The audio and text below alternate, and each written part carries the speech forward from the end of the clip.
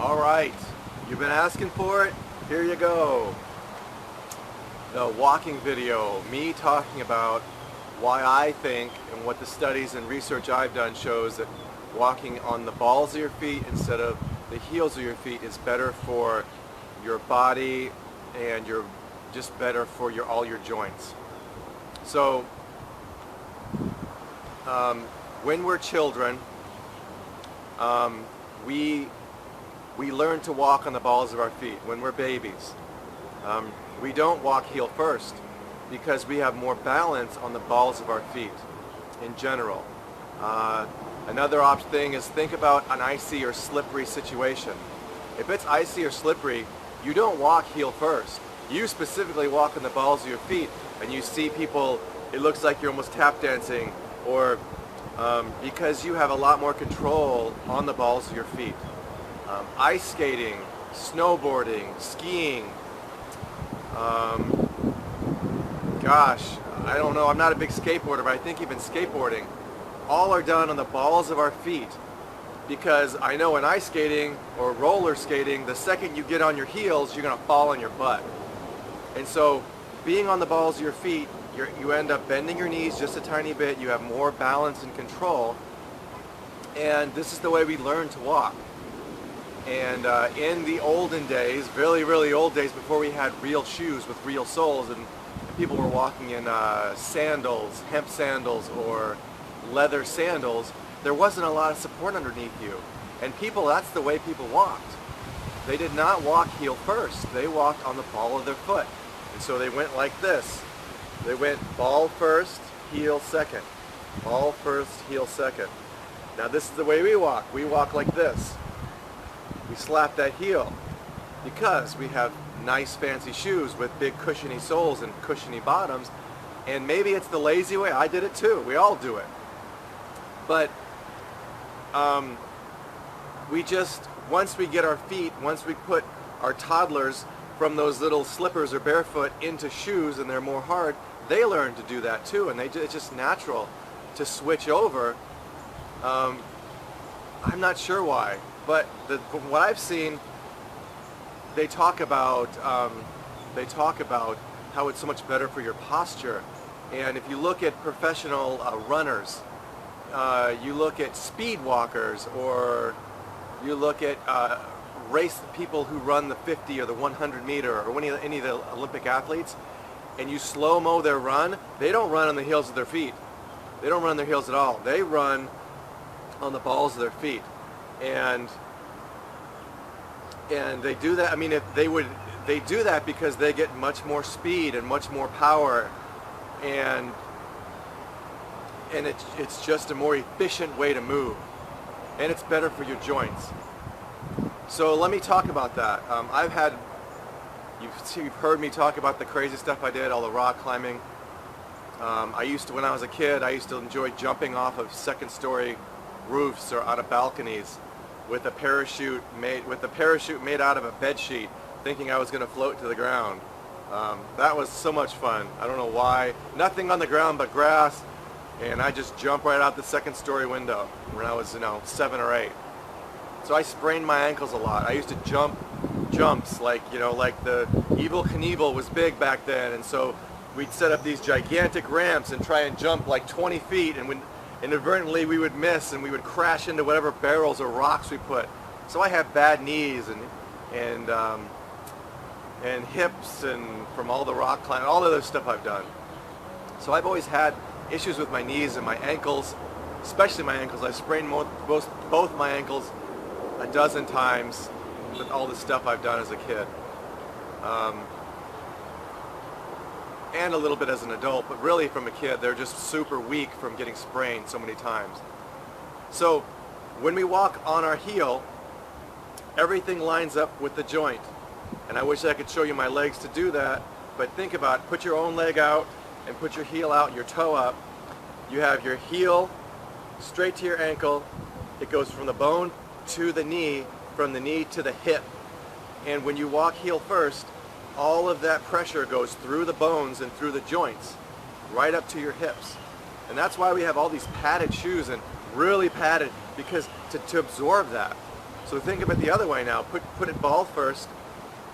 Think about bending your knee a slight bit, just a tiny bit, and now when you walk, that pressure goes through the muscle in your calf, it goes through your thigh and the back of your leg, and your muscle, all the way up your leg, absorbs the pressure of each step. And so your joints get a break. You're not walking on your joints, you're walking on your muscles. And I found that out. I've been walking this way for 4 years plus now, and I don't have any more hip problems like I used to have. Ankle problems are gone. My knees, always just a little bit, but that's gone too. But I always had a weird hip thing on my side from who knows what I did when I fell or jumped off a roof or who knows. But anyway, my hips, joints, and ankles are 100% better now because of this way I walk. And when I first started walking this way, it took me a long time, and I had this, I would walk a mile, and I would walk, heel walk, I would just normally walk, and then I would time it, and then I'd walk, right, doing it on the ball of my feet, and I would lose like 20% of my time. Like, it was slower, and it felt like I was walking faster, and I was using more calories.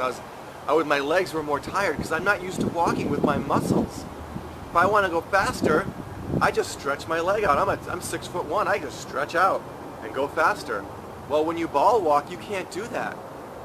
I'm tall, but if I want to go faster, I got to move my legs faster. Instead of going clunk, clunk, and stretching my legs out, now I go like this, like a bicycle, where you pedal faster to go faster. And so I move my legs faster to go faster, and I keep my stride the same distance every time. It doesn't stretch, it always stays tight. And so basically, if you want to try this yourself, there's tons of stuff on YouTube. Here's the basics. You always want to land with your foot underneath you. So you think about heel walking, your legs out in front, you land on your heel, you roll onto your foot, and then you do that again and you roll forward. You know, you kind of step out and you roll forward and your heel catches you. Your heel catches you and then you roll forward. And so you're always this rolling, gating motion, even though it doesn't really look at it like it, but if you do it in slow motion, you exaggerate it. So if you walk ball first, basically every step is pretty much right underneath you, as opposed to being stretched out.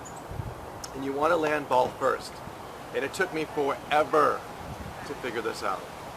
I mean forever. It was 3 months of every day practicing and doing it and thinking about it to do it.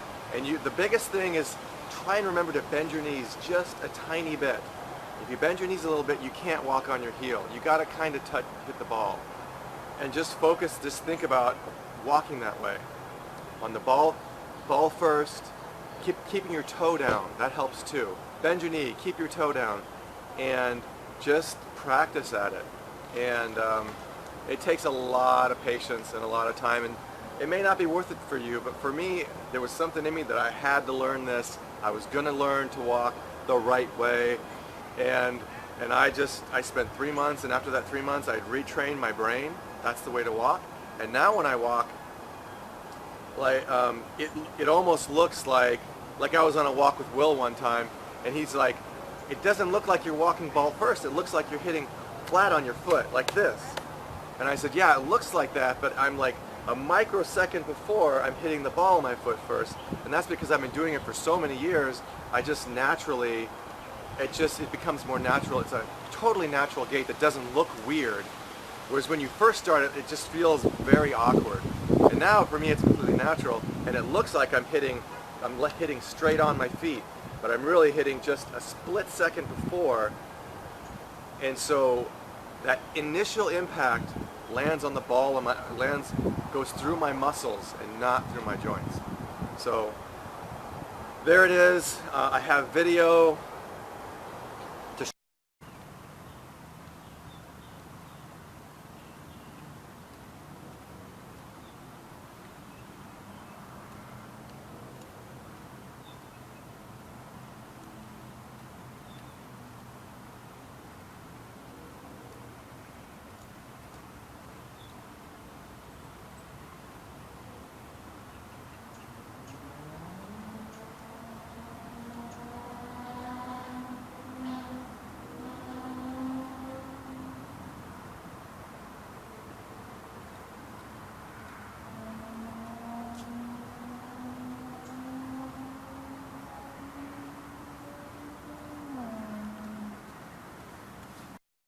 but you can really see those muscles are working, like, because I'm stepping on those muscles every time are engaging as I walk.